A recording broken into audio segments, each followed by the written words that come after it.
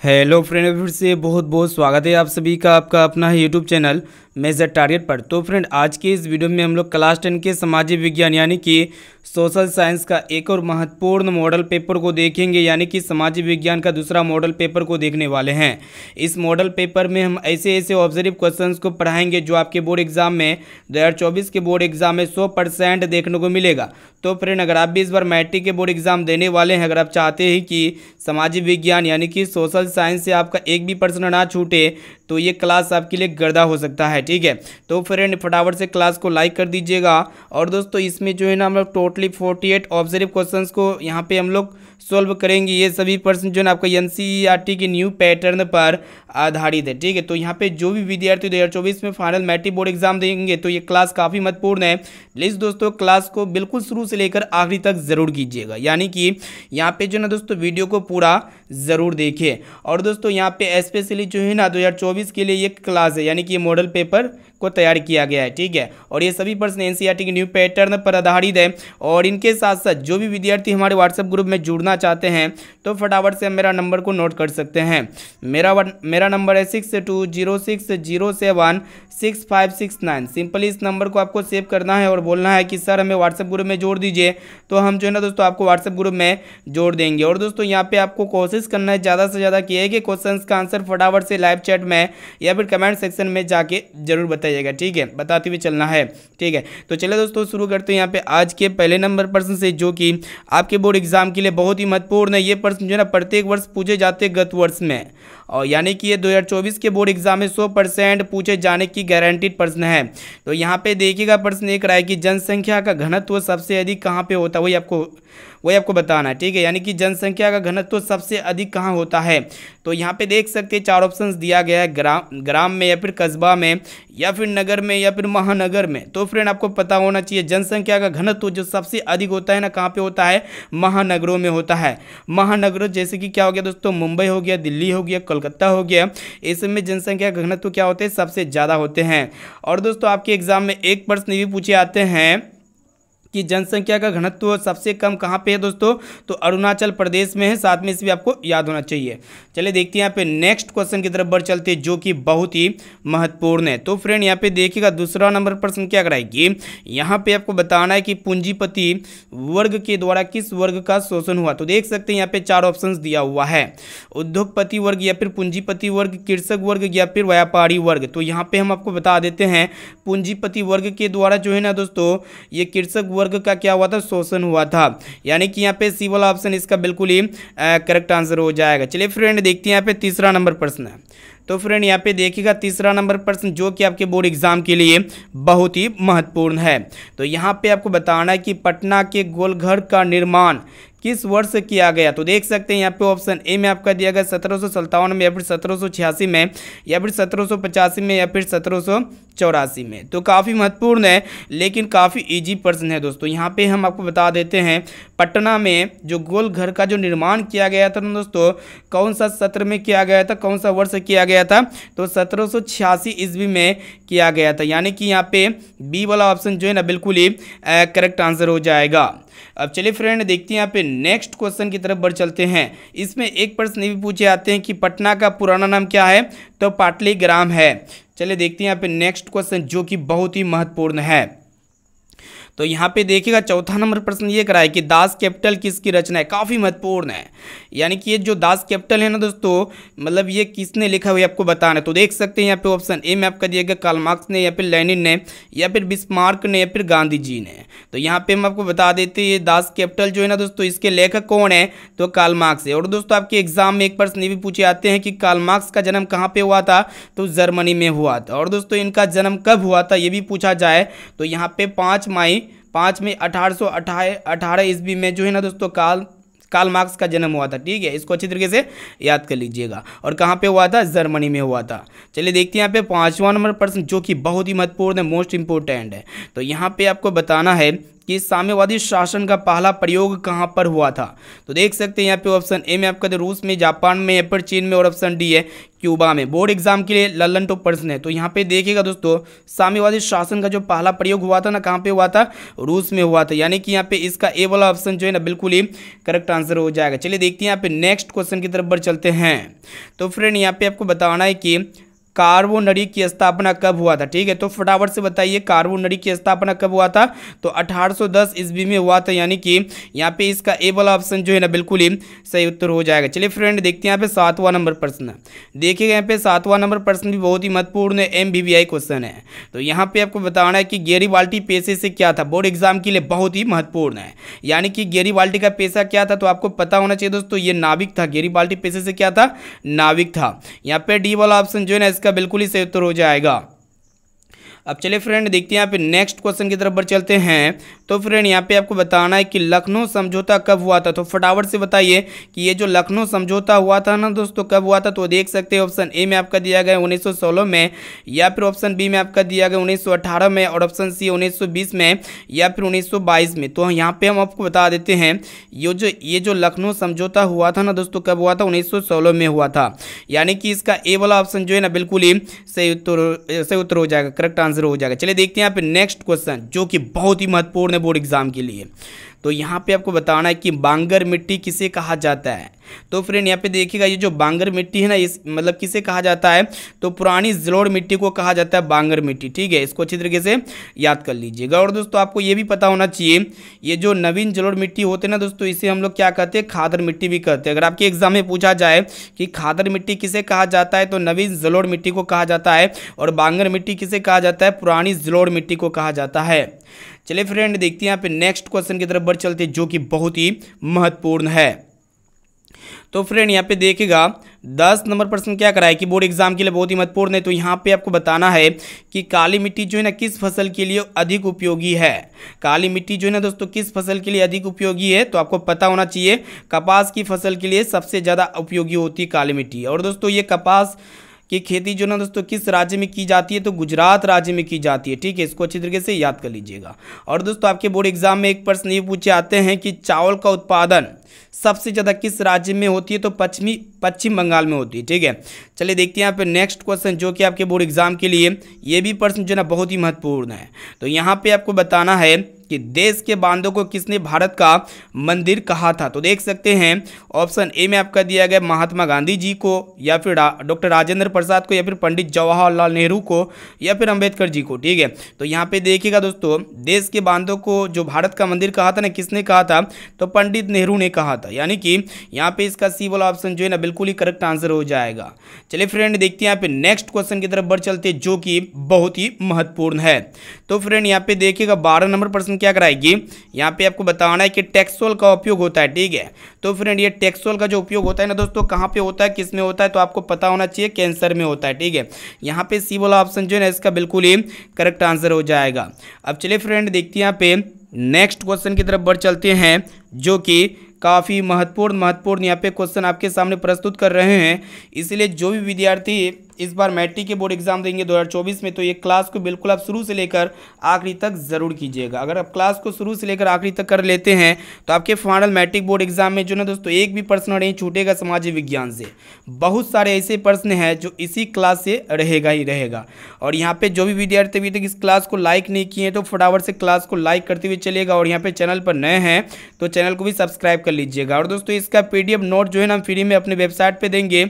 और वेबसाइट में PDF note कैसे मिलेगा, तो हम कैसे आपको सूचित करेंगे, तो इसके लिए आपको सबसे पहले आप हमारे व्हाट्सएप ग्रुप में आपको जुड़ना पड़ेगा। ठीक है, तो यहाँ पे वीडियो के लास्ट में व्हाट्सएप नंबर दे देंगे और यहाँ पे शुरू में भी दे चुके हैं, तो आप व्हाट्सएप नंबर को आप जरूर नोट कर लीजिएगा दोस्तों। चलिए देखते हैं यहाँ पे 13 नंबर प्रश्न क्या कराएगी, आपको बताना है कि यूरेनियम का प्रमुख उत्पादक स्थल है। काफ़ी महत्वपूर्ण है बोर्ड एग्जाम के लिए, तो फटाफट से बताइए दोस्तों यूरेनियम का जो है ना प्रमुख उत्पादक स्थल क्या है। तो देख सकते हैं यहाँ पे ऑप्शन ए में आपका दिया गया डिगबोई, या फिर झरिया, या फिर घाटशिला, या फिर जादूगोड़ा। तो बोर्ड एग्जाम के लिए बहुत ही महत्वपूर्ण है। तो यहाँ पे देखिएगा यूरेनियम का जो प्रमुख उत्पादक स्थल है ना दोस्तों जादूगोड़ा है। कौन सा है, जादूगोड़ा।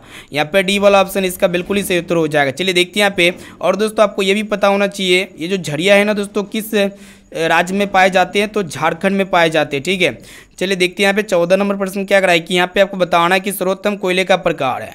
तो फ्रेंड यहाँ पे आपको पता होना चाहिए सर्वोत्तम यानी कि सर्वश्रेष्ठ, जिसको बेस्ट कहेंगे, सबसे अच्छा कोयला जो होते हैं ना दोस्तों, कौन सा होते हैं? एंथ्रासाइड होते हैं। ऐसे में तो कोयले कितने प्रकार के होते हैं? 4 प्रकार के होते हैं। क्या क्या होते हैं यहाँ पे जो लिखा हुआ है? एंथ्रासाइड, लिग्नाइट, पीट और यहाँ पे बिटुमिनस।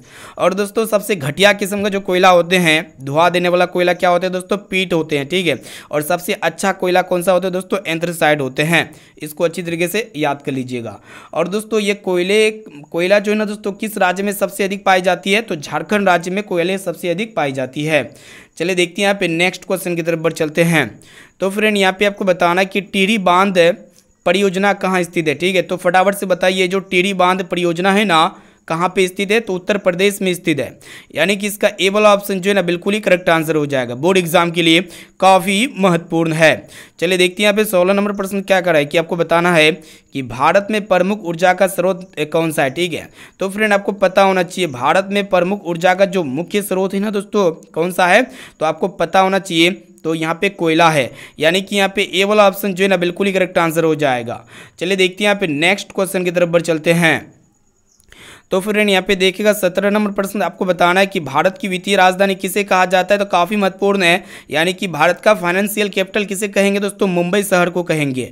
यानी कि यहाँ पे सी वाला ऑप्शन जो है ना इसका बिल्कुल ही सही उत्तर हो जाएगा। चलिए देखते हैं यहाँ पे नेक्स्ट क्वेश्चन क्या कराएगी। यहाँ पे आपको बताना है कि चिपको आंदोलन का शुरुआत जो है ना दोस्तों किस राज्य से हुआ था। तो आपको पता होना चाहिए दोस्तों, चिपको आंदोलन की जो शुरुआत हुई थी किस राज्य से हुई थी? तो यहाँ पे देख सकते हैं दोस्तों, उत्तराखंड राज्य से हुई थी। और दोस्तों ये चिपको आंदोलन के जनक किसे माना जाता है? तो सुंदरलाल बहुगुणा को माना जाता है। चलिए देखते हैं यहाँ पे 19 नंबर प्रश्न आपको बताना है कि नर्मदा बचाओ आंदोलन संबंधित है। काफी महत्वपूर्ण है, तो फटाफट से बताइए ये नर्मदा बचाओ आंदोलन जो है ना दोस्तों किससे संबंधित है, वही आपको बताना है। तो ये जो है ना दोस्तों पर्यावरण से संबंधित है। यानी कि यहाँ पे ए वाला ऑप्शन जो है ना इसका बिल्कुल ही सही उत्तर हो जाएगा। चलिए देखते हैं यहाँ पे नेक्स्ट क्वेश्चन की तरफ बढ़ चलते हैं। तो फ्रेंड यहाँ पे देखिएगा 20 नंबर प्रश्न क्या कराएगी। यहाँ पे आपको बताना है कि बहुजन समाज पार्टी के संस्थापक कौन है। बोर्ड एग्जाम के लिए काफी महत्वपूर्ण है। 2024 में जो है ना बोर्ड एग्जाम में 100% पूछे जाएंगे। तो यहाँ पे बहुजन समाज पार्टी की जो संस्थापक है दोस्तों कौन है? तो फटाफट से बता सकते हैं, काशीराम है। यहाँ पे सी वाला ऑप्शन इसका बिल्कुल ही सही उत्तर हो जाएगा। चलिए देखते हैं यहाँ पे 21 नंबर प्रश्न क्या कराएगी। यहाँ पे आपको बताना है कि लोकतंत्र की मार्ग में सबसे बड़ी बाधा क्या है। तो फटाफट से बताइए, लोकतंत्र की मार्ग में जो सबसे बड़ी बाधा है ना दोस्तों क्या है? जातिवाद एवं क्षेत्रवाद है। क्या है दोस्तों? जातिवाद एवं क्षेत्रवाद। इसको याद रखिएगा। ठीक है, ऑप्शन नंबर डी इसका बिल्कुल ही करेक्ट आंसर हो जाएगा। चलिए फ्रेंड देखते हैं यहाँ पे नेक्स्ट क्वेश्चन की तरफ बढ़ चलते हैं। तो फ्रेंड यहाँ पे आपको बताना है कि भारत में दल बदल कानून कब लागू हुआ था। तो ठीक है, फटाफट से बताइए भारत में जो दल बदल कानून लागू हुआ था कब हुआ था दोस्तों? 1985 ईस्वी में लागू हुआ था भारत में दल बदल कानून। चलिए देखते हैं यहाँ पे 23 नंबर प्रश्न। यहाँ पे आपको बताना है कि गठबंधन की सरकार की पकड़ प्रशासन पर होती है, क्या होती है, कैसी होती है, आपको बताना है। ये भी प्रश्न जो ना बोर्ड एग्जाम में 100% पूछे जाएंगे। तो फटाफट से बताइए इसका जवाब क्या होना चाहिए। तो गठबंधन की सरकार की पकड़ जो प्रशासन पर होती है ना दोस्तों, क्या होती है? ढीली होती है। क्या होती है? ढीली होती है। यहाँ पे बी वाला ऑप्शन इसका बिल्कुल ही सही उत्तर हो जाएगा। चलिए देखते हैं यहाँ पे नेक्स्ट क्वेश्चन की तरफ बढ़ चलते हैं। तो फ्रेंड यहाँ पे आपको बताना है कि पंचायत समिति का प्रधान होता है, यानी कि पंचायत समिति का हेड कौन होता है, प्रधान कौन होता है। तो यहाँ पे देख सकते हो ऑप्शन ए में आपका दिया गया मुखिया या फिर पंचायत सेवक या फिर प्रमुख, और ऑप्शन डी में आपका दिया गया सरपंच। ठीक है, तो फ्रेंड यहाँ पे देखिएगा पंचायत समिति का जो प्रधान होता है ना दोस्तों कौन होता है? प्रमुख होता है। ठीक है, चलिए देखते हैं यहाँ पे 25 नंबर प्रश्न क्या कराएगी। यहाँ पे आपको बताना है कि भारतीय शासन प्रणाली है। ठीक है, तो फ्रेंड ये जो भारतीय शासन प्रणाली है ना दोस्तों क्या है? संघात्मक है। इसको अच्छी तरीके से याद रखिएगा, संघात्मक। ठीक है, चलिए देखते हैं यहाँ पे नेक्स्ट क्वेश्चन की तरफ बढ़ चलते हैं।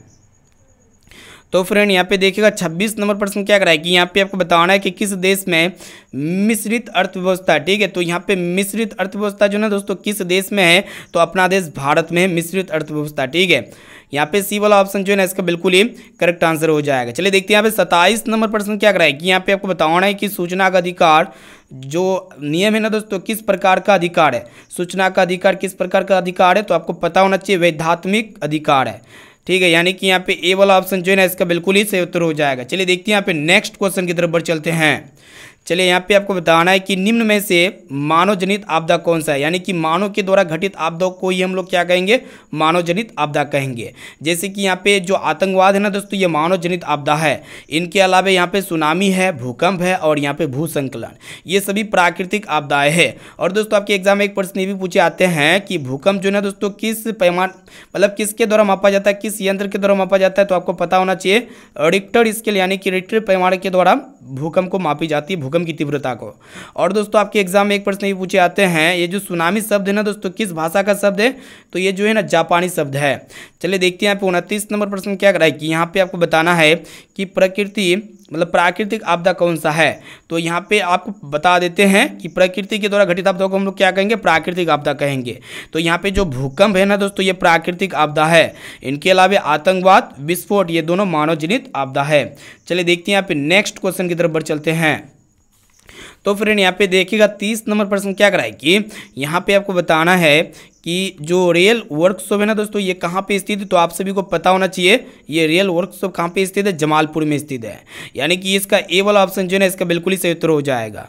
अब चलिए फ्रेंड देखते हैं यहाँ पे 31 नंबर प्रश्न भी बहुत ही महत्वपूर्ण है बोर्ड एग्जाम के लिए, इसको भी आप अच्छी तरीके से याद कर लीजिएगा। तो यहाँ पे आपको बताना है कि आधुनिक छापाखाना का जो आविष्कार हुआ था ना दोस्तों, मतलब किसने किया था, ठीक है, आधुनिक छापाखाना का आविष्कार किसने किया, तो देख सकते हैं यहाँ पे ऑप्शन ए में आपका थे गुटेनबर्ग ने, या फिर मार्को पोलो ने, या फिर लेनिन ने, या फिर न्यूटन ने। तो यहाँ पे आधुनिक छापाखाना का जो आविष्कार किया था किसने किया था, तो गुटेनबर्ग जी ने किया था, ठीक है। यहाँ पे इसको अच्छी तरीके से याद कर लीजिएगा। चलिए देखते हैं यहाँ पे नेक्स्ट क्वेश्चन की तरफ बढ़ चलते हैं। तो फ्रेंड यहाँ पे आपको बताना है कि निम्न में से कौन सा उद्योग कृषि पर आधारित नहीं है।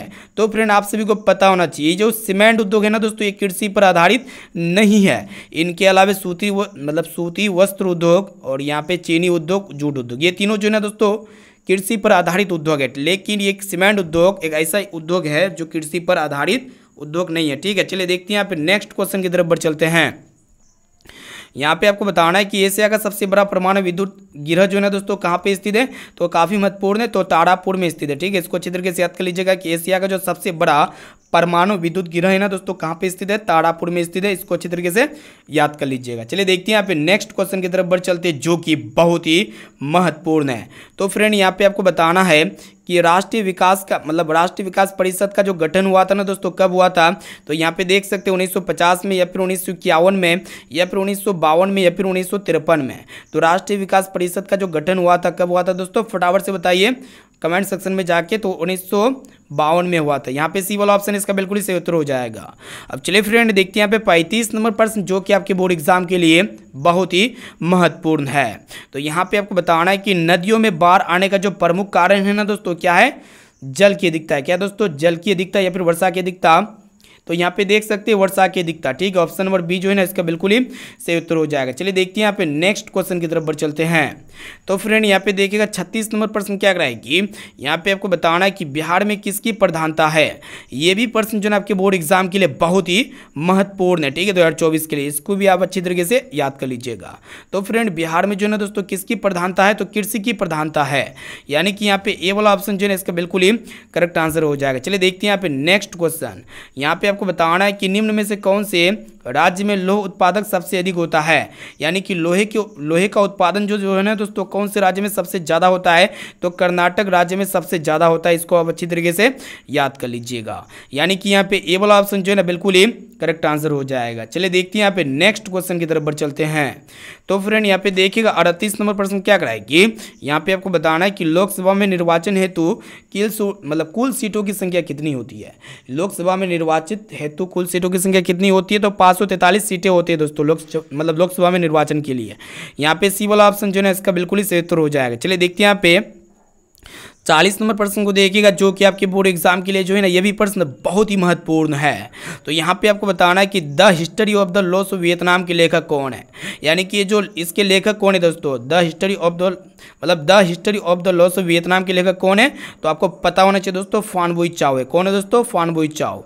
यानी कि यहाँ पे बी वाला ऑप्शन जो है इसका बिल्कुल ही सही उत्तर हो जाएगा। प्लीज़ दोस्तों यहाँ पे जो है ना आपको क्लास को बिल्कुल शुरू से लेकर आखिरी तक करते हुए जाना है। और दोस्तों आप ज़्यादा से ज़्यादा कोशिश कीजिएगा कि एक एक क्वेश्चन का आंसर जो है ना फटाफट से आप हमें कमेंट सेक्शन में जाके जरूर बताइएगा। और यहाँ पे जो भी विद्यार्थी अभी तक इस क्लास को लाइक नहीं किया ना, तो प्लीज़ दोस्तों जल्दी से आप फटाफट से क्लास को लाइक कर लीजिएगा। और दोस्तों चैनल पर नए हैं ना, तो प्लीज़ दोस्तों जल्दी से आप फटाफट से चैनल को भी सब्सक्राइब कर लीजिएगा।